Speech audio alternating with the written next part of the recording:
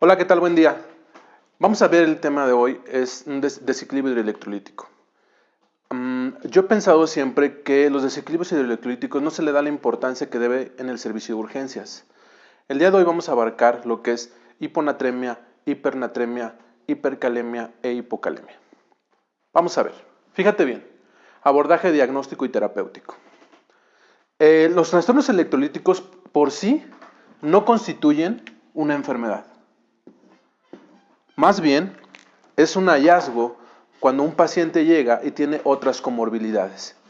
Es muy frecuente que en el paciente de la tercera edad pueda tener alteraciones en el estado de alerta o alteraciones en cuanto a personas que tienen enfermedades crónicas como la enfermedad renal crónica o pacientes jóvenes que utilizan algunas drogas o que también pueden tener alguna alteración gastrointestinal. Tiene múltiples enfermedades, como les había comentado, y a veces no lo pensamos de forma inicial, pero que también puede tener síntomas asociados a la enfermedad de base. Efectos nocivos, sí, indudablemente, por el intercambio de electrolitos, y siempre hay que tratar la causa.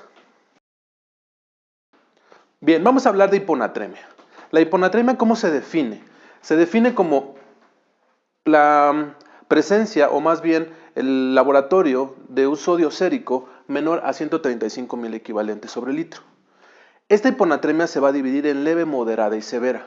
La leve va de 134 a 130, la moderada de 129 a 125 y menor de 125 la vamos a considerar una hiponatremia grave. Es de las más frecuentes. Yo he notado en los pacientes que llegan al servicio de urgencias, aquellos pacientes que son pacientes de la tercera edad, que el familiar llega y te dice es que no ha tomado líquido, es que está desorientado, es que no come, se la pasa durmiendo. Siempre tienes que pensar en que ese paciente pudiera tener alguna alteración con los electrolitos y principalmente el sodio. ¿Esto cómo se va a dar? Es de los trastornos electrolíticos más frecuentes y es un exceso relativo de agua en relación con el sodio. ¿Esto qué puede ser? También hay pacientes que toman mucha cantidad de agua, también pueden tener una dilución baja en cuanto al sodio o una excreción alterada del paciente de agua y eso puede generar que perdamos sodio por la orina. Esto puede ser por una enfermedad renal avanzada o en aquella que es la liberación de la hormona antidiurética. Bien, puede haber pseudohiponatremias. Siempre tenemos que tener mucho cuidado. Estas se pueden dividir en algo que tiene que ver con la capacidad osmótica y sin capacidad osmótica.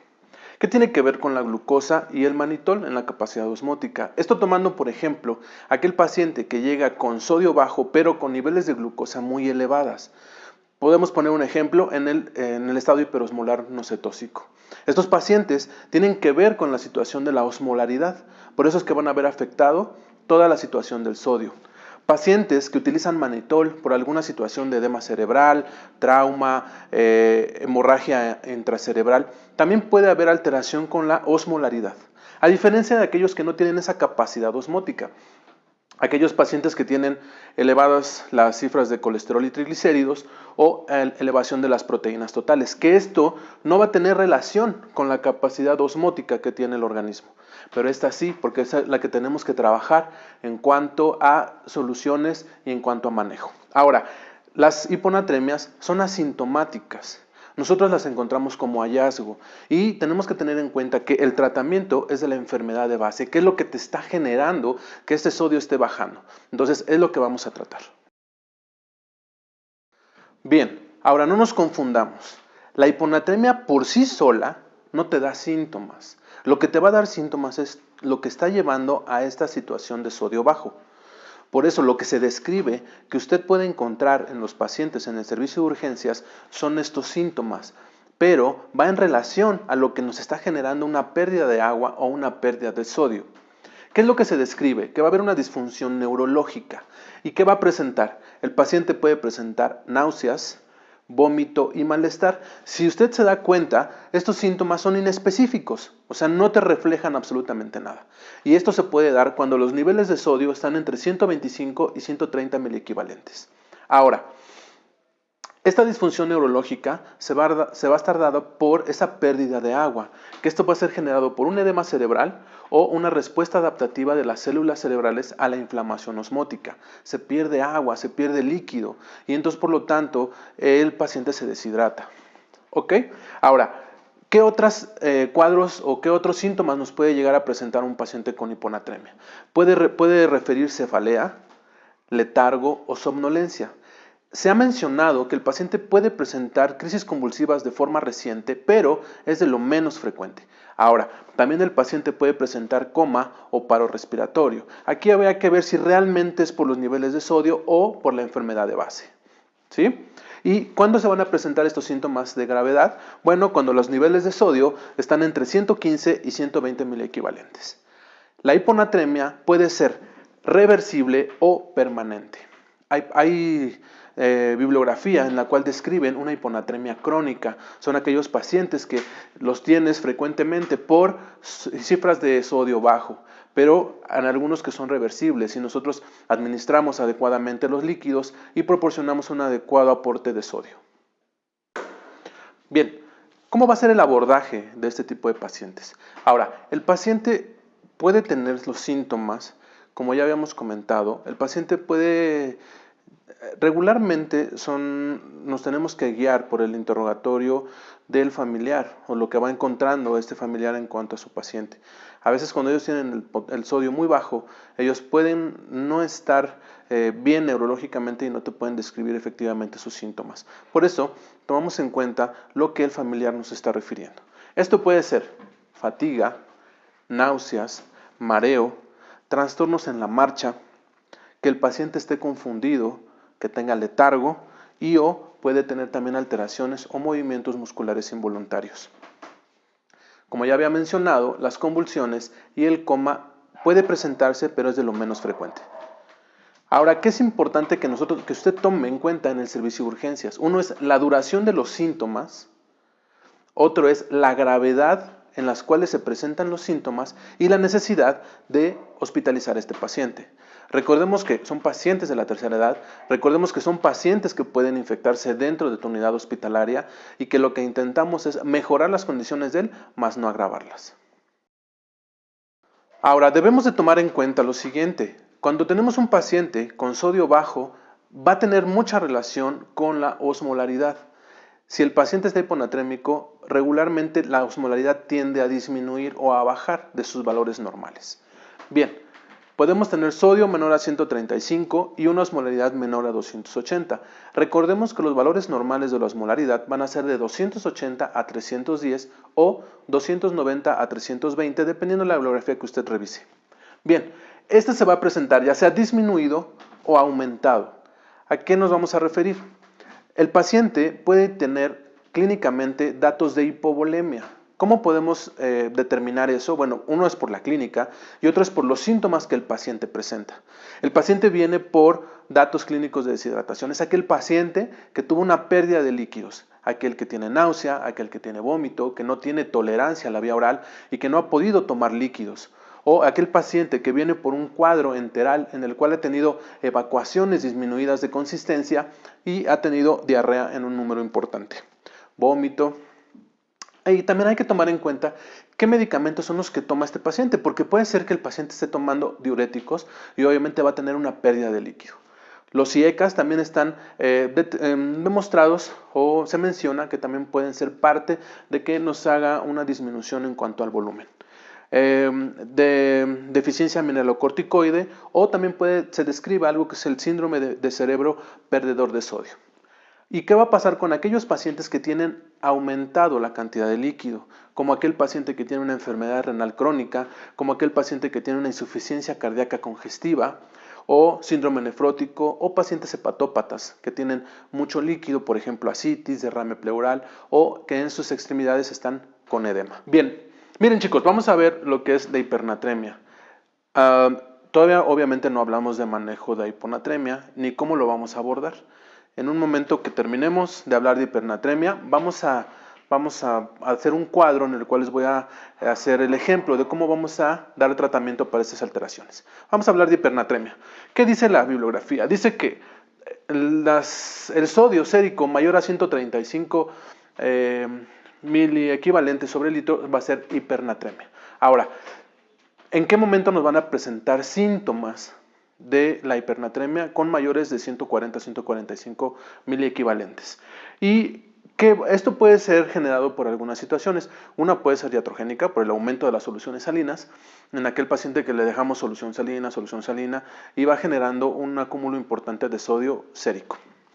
La ingesta de sal es importante también para aquellos pacientes que tienen una ingesta importante de sal y no consumen líquidos o no consumen agua. Una lesión hipotalámica que va a afectar el centro de la sed, que no genera que el paciente tenga sed y tome agua. Esto regularmente lo que yo he visto son en pacientes de la tercera edad, en pacientes postrados, en pacientes que están en cama o que tienen enfermedades muy crónicas y que la ingesta de líquidos o la ingesta del aporte puede ser muy deficiente. La hipernatremia va a tener una relación muy importante con la osmolaridad. Entonces es importante que nosotros también hagamos cálculos de osmolaridad sérica. Bien, entonces hipernatremia mayor a 145 miliequivalentes sobre litro nos van a empezar a dar los síntomas. Entonces fíjense bien, esta es por pérdida de agua o por ganancia de sodio. Esta a su vez se va a dividir en hipovolémica, euvolémica o hipervolémica. Esto va a ir en relación a lo que encontramos clínicamente con el paciente. Y en un momento más vamos a ver ese cuadro. Cuando hablamos de una situación hipovolémica, ¿qué nos puede generar que el paciente pierda líquido? Bueno, una es una diuresis osmótica. Estamos hablando de aquel paciente que tiene alteraciones con la glucosa.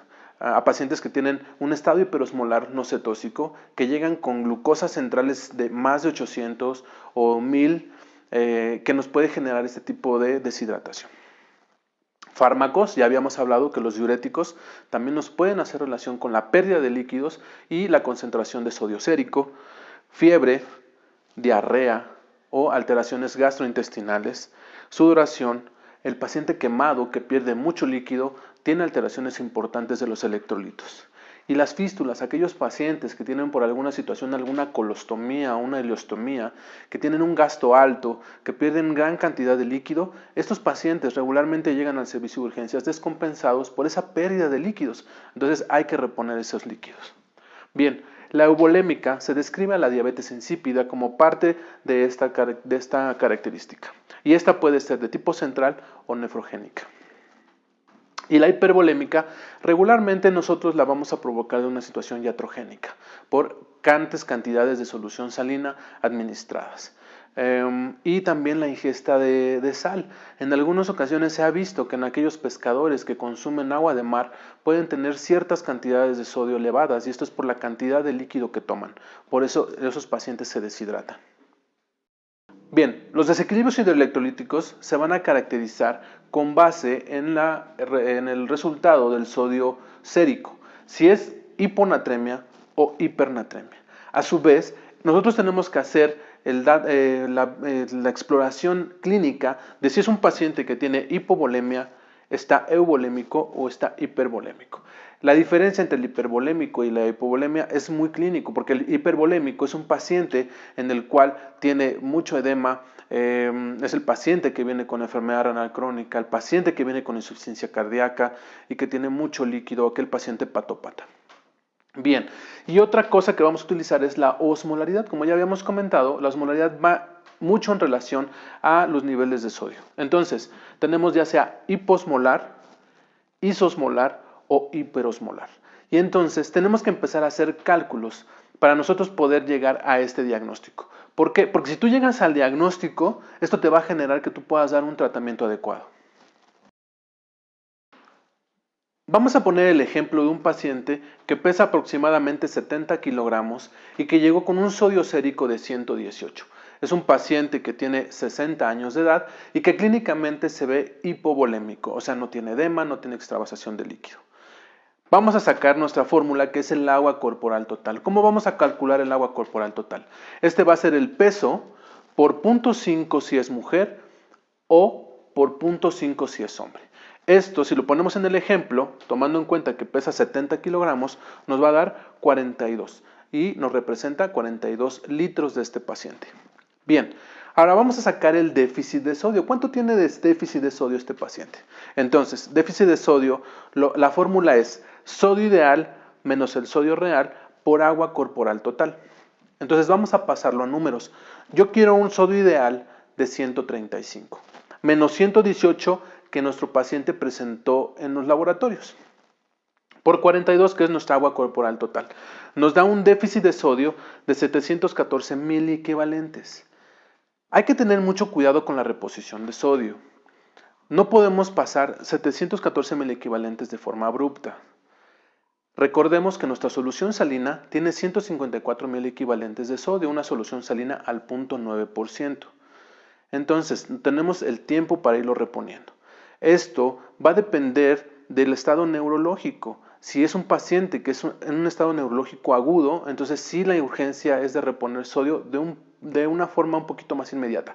Si es un paciente crónico, todavía tenemos espacio para ir reponiendo este sodio. Entonces recuerda, en la solución salina tenemos 154 miliequivalentes y ahí lo podemos ir ya sea generando por cada 6, cada 8, cada 12 o cada 24 horas la reposición de sodio. Recuerda que tienes que siempre individualizar los casos. No puede ser que a todos los trates de la misma manera. Hay que ver cuáles son sus datos neurológicos o cuáles son sus datos clínicos para la necesidad de reposición de sodio. Continuamos con el ejemplo. Tenemos nuestro paciente que ya sacamos nuestro déficit de sodio. Tenemos un sodio sérico de 118 miliequivalentes. Ahora, clínicamente ya vimos que es hipovolémico. Entonces, nuestro diagnóstico va a ser un desequilibrio electrolítico de tipo hiponatremia, hipovolémico, y solo nos falta calcular la osmolaridad. ¿Cómo vamos a calcular la osmolaridad? Seguimos igual con el mismo ejemplo de nuestro paciente, el cual pesa 70 kilogramos, tiene un sodio de 118, tiene una edad de 60 años, está hipovolémico y nos reportan una glucosa central de 180. Regularmente nosotros utilizamos la osmolaridad efectiva. La osmolaridad efectiva, ¿cómo se va a calcular? Vamos a calcular 2 veces el sodio más glucosa entre 18. Entonces 2 veces sodio nos da 236.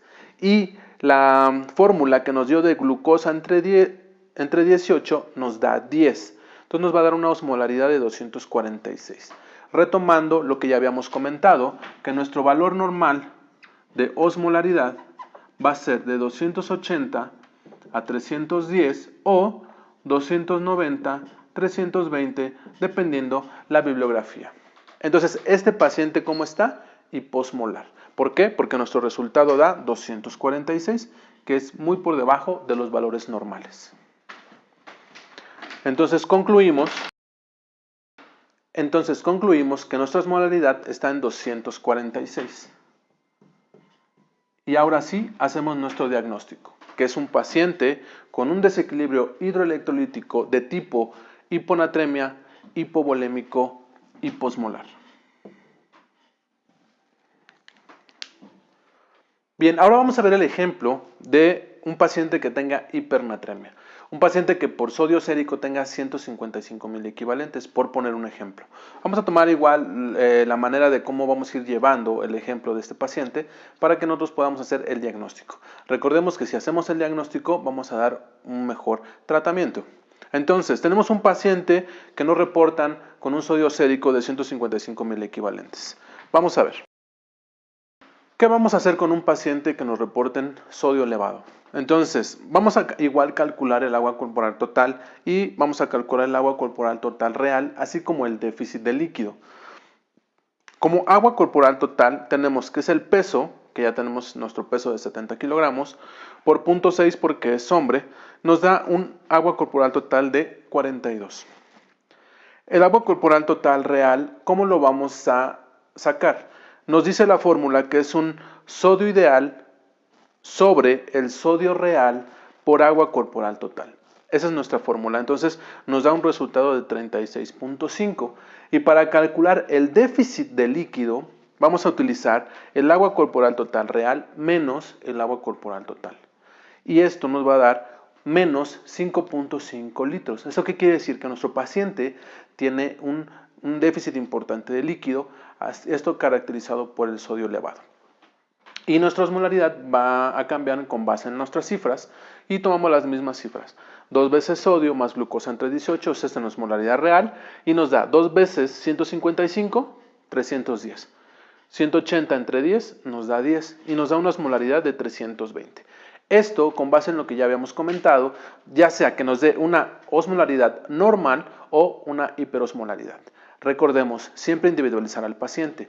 Este paciente requiere líquidos, pero tienes que valorar si el paciente no se va a congestionar, si te está orinando, si no le escuchas estertores, porque entonces tu reposición de líquidos no puede ser tan rápida. Bien, ahora vamos a hablar del potasio.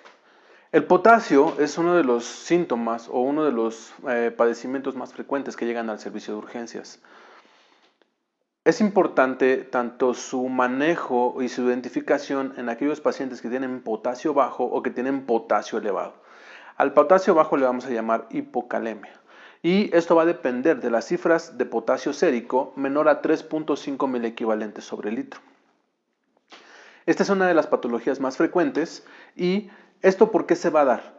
Una es por una baja ingesta o porque también podemos perder grandes cantidades de potasio por la orina, recordemos si son pacientes que utilizan diuréticos, y por un tracto gastrointestinal. Aquellos pacientes que tienen diarrea, que tienen náusea, que tienen vómito, bueno, pues hay que pensar en alguna alteración electrolítica, principalmente potasio.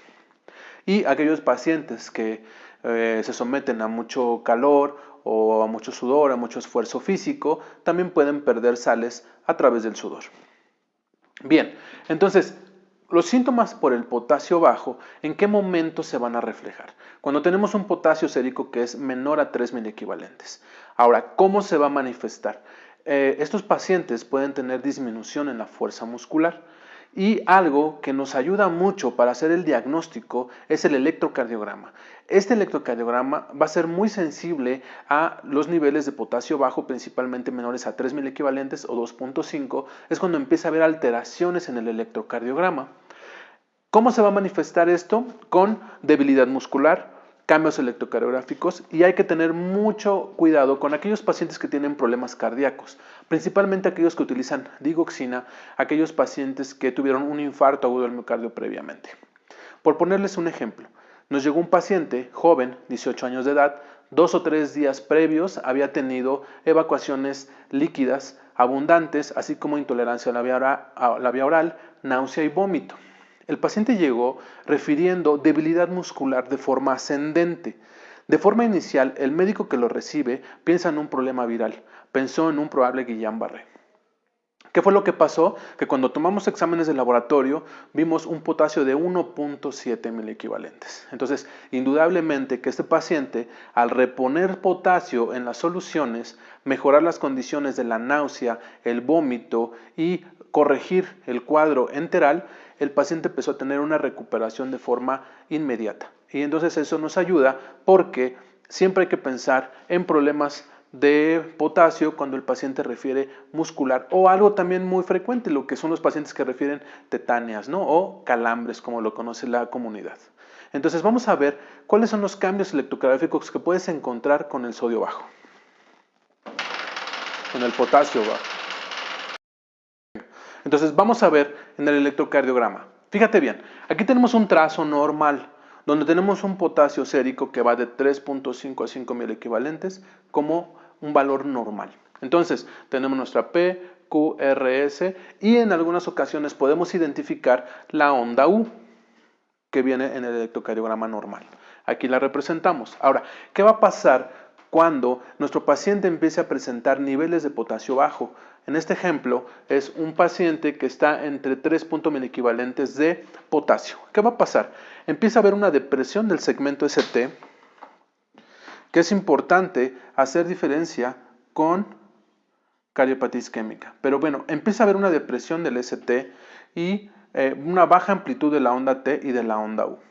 En algunas ocasiones se puede llegar a mencionar que la onda T también se puede aplanar completamente. Aquí vemos en el ejemplo que cuando ya tenemos un potasio menor a 2 milequivalentes, se nota más la depresión, la onda T, y la onda U empieza como que a verse más prominente a diferencia de la onda T o casi similar. Ya cuando tenemos un potasio de 1 miliequivalente, vemos que la onda U ya casi es mayor que la onda T en una amplitud aproximadamente de 1 milímetro. Como les había mencionado, el electrocardiograma se hace muy sensible cuando el potasio está aproximadamente en 3.2 miliequivalentes. Entonces es importante que te ayudes de un electrocardiograma para ver si hay cambios electrocardiográficos. No pierdas de vista la clínica y cómo presenta los síntomas el paciente y cuáles son sus antecedentes, porque gracias a eso vas a poder hacer una reposición y un diagnóstico adecuado.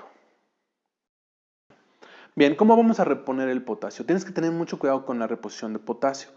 ¿Por qué? Porque parte de la reposición de potasio te puede generar complicaciones. Una es la flebitis, o el paciente te puede referir que hay mucho dolor al momento de que está pasando el potasio, entonces debes tener mucho cuidado. Y otra es, recordemos que el potasio es un electrolito muy sensible y que nos puede generar arritmias cardíacas. Regularmente, en lo que menciona la bibliografía es que podemos utilizar de 10 a 20 miliequivalentes. Yo te recomiendo siempre que inicies con las dosis más bajas. Por ejemplo, yo regularmente ocupo la regla, 10 miliequivalentes en 100 por hora. Por ejemplo, si yo quiero pasar 40 miliequivalentes de potasio, utilizo 400 de solución para 4 horas. Y entonces ahora sí cumplo la regla, 10 miliequivalentes diluidos en 100 por hora.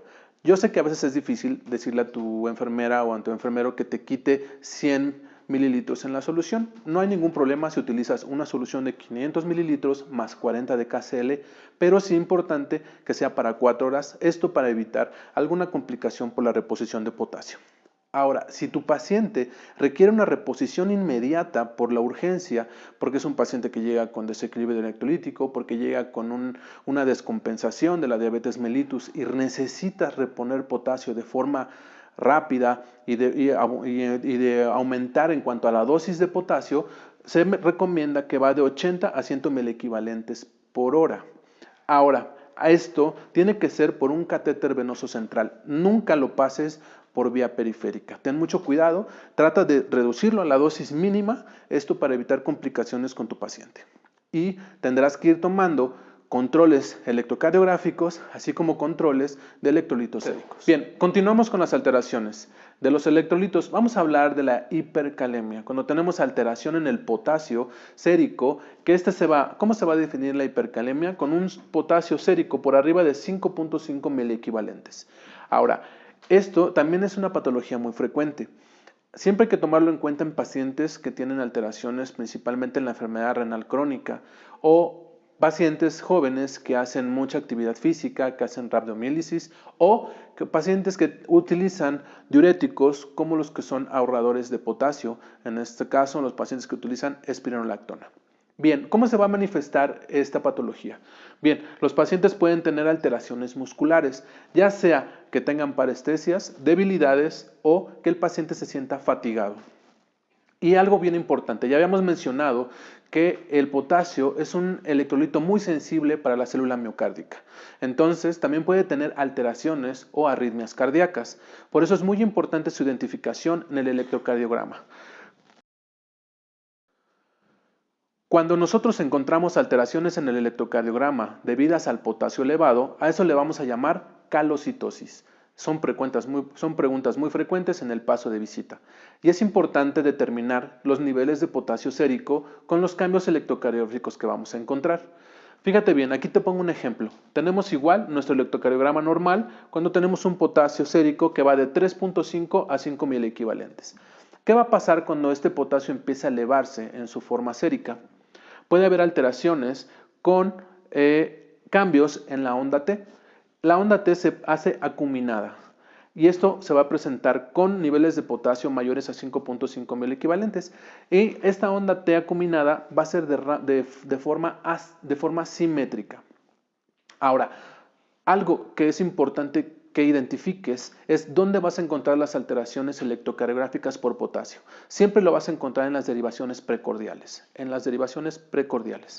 Bien, cuando tenemos un potasio por arriba de 6, se sigue viendo igual la onda T acuminada, pero fíjate bien, el voltaje se empieza a asimilar mucho en cuanto al QRS. Esa es una característica muy importante.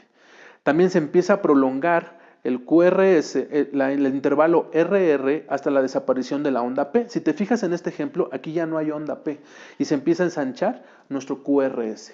Y esto es cuando los niveles de potasio están por arriba de 7 u 8. Se ensancha el QRS, ya no alcanzas a ver la onda P ni la onda T. Entonces hay una alteración importante en el electrocardiograma y esto sí requiere, o esto sí es una urgencia, que tenemos que hacer reposición.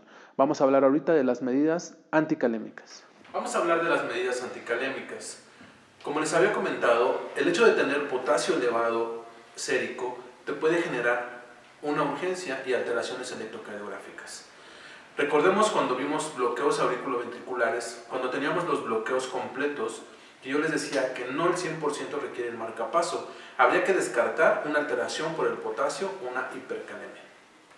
Entonces, vamos a ver las medidas anticalémicas. Ahora, puse el gluconato de calcio en diferente color. Ojo, no nos confundamos. El gluconato de calcio no disminuye los niveles de potasio a nivel intracelular. ¿Qué es lo que va a pasar? Este solo es un antagonista en el efecto cardíaco. ¿Qué es lo que hace? Es un estabilizador de membrana. Nos va a permitir que la membrana se estabilice para que pueda haber intercambio de electrolitos, más no baja el potasio. ¿Cómo lo vamos a utilizar? Se menciona que se utiliza de 10 a 30 mililitros, que es un 10%. Este va a ser para 2 a 5 minutos. Es intravenoso. Su efecto es casi inmediato. De 5 a 10 minutos se presenta a ver el efecto y tiene una duración a nivel sistémico que puede durar de 30 a 60 minutos. Nuevamente te repito, no baja el potasio, solo estabiliza la membrana. Ahora sí, vamos a hablar de los que bajan el potasio. Salbutamol. El salbutamol sí nos va a disminuir los niveles de potasio a nivel intracelular. ¿Cuáles van a ser las dosis? De 0.5 miligramos en una solución glucosada, 100 mililitros, para 15 minutos intravenosa. Y también la tenemos inhalada. Esta va de 10 a 20 miligramos, que son aproximadamente 2 a 4 centímetros cúbicos. Esto en nebulización, esto para unos 10 minutos. ¿En cuánto tiempo empieza a hacer efecto? Empieza a hacer efecto en 30 minutos y puede durar su efecto de 2 a 3 horas. La insulina más glucosa. Esto es lo que le llamamos a una solución metabolizante. Se menciona que son 10 unidades de insulina de acción rápida en una solución dextrosa al 50%. Este también empieza a actuar a los 15 minutos y su duración puede tener de 6 a 8 horas. Yo te recomiendo siempre empezar con la dosis más baja. Yo en lo particular utilizo 5 unidades de insulina de acción rápida porque el paciente puede llevarlo a hipoglucemia. Te recuerdo, siempre individualizar el caso. Nunca puedes hacer lo mismo en todos los pacientes. Yo te recomiendo, en un paciente renal, siempre utiliza la dosis más baja. Utiliza 5 unidades de insulina, siempre en combinación con las demás medidas anticalémicas para disminuir los niveles de potasio. Siguiente, el bicarbonato. Bicarbonato que va de 1 a 2 mil equivalentes. Aquí lo menciona la bibliografía en una solución de 250 o 500. Por eso te digo que tienes que individualizarlo. Porque si el paciente está con mucho edema, lo único que utilizamos es dosis muy bajas en cuanto a líquidos. Yo he utilizado el bicarbonato en 100 cc de solución salina. Por eso te digo que es importante la clínica que tienes con tu paciente.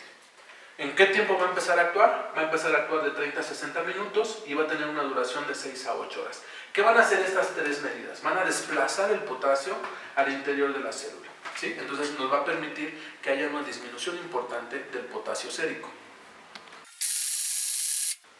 Por último, vamos a ver los diuréticos de asa. Furosemide, importante medicamento para el manejo del potasio o en el paciente renal, y esto se menciona que podemos utilizar de 40 hasta 200. Hay bibliografías que dicen que la dosis máxima del furosemide puede ser hasta 320 o 360. Es importante que cheques bien las dosis y es a donde quieras llevar a tu paciente. Bien, ¿en qué tiempo va a empezar a hacer efecto? 30 minutos y su duración puede ser de horas. ¿Y esto qué nos va a ayudar? A eliminar el potasio del organismo. Y si el furosemide nos ayuda a eliminar el potasio del organismo, también va a haber medidas como la hemodiálisis o la diálisis peritoneal que efectivamente nos van a eliminar potasio del organismo. En algunas bibliografías tú vas a encontrar que se describen los que son las resinas de intercambio. Aquí, en mi experiencia personal, la verdad es que nunca en los hospitales que he rotado hemos tenido resinas de intercambio, pero bueno, es importante que lo sepas. Entre una de las más conocidas o de las más utilizadas es el Kayaxala. Muchas gracias por tu tiempo. Espero que estos videos te sirvan, te estén ayudando y créeme, lo estamos haciendo con mucha pasión vamos a tener más invitados. Entonces, por favor, comenta si tienes alguna duda, algo que te podamos ayudar y no te olvides en darle like y compartir.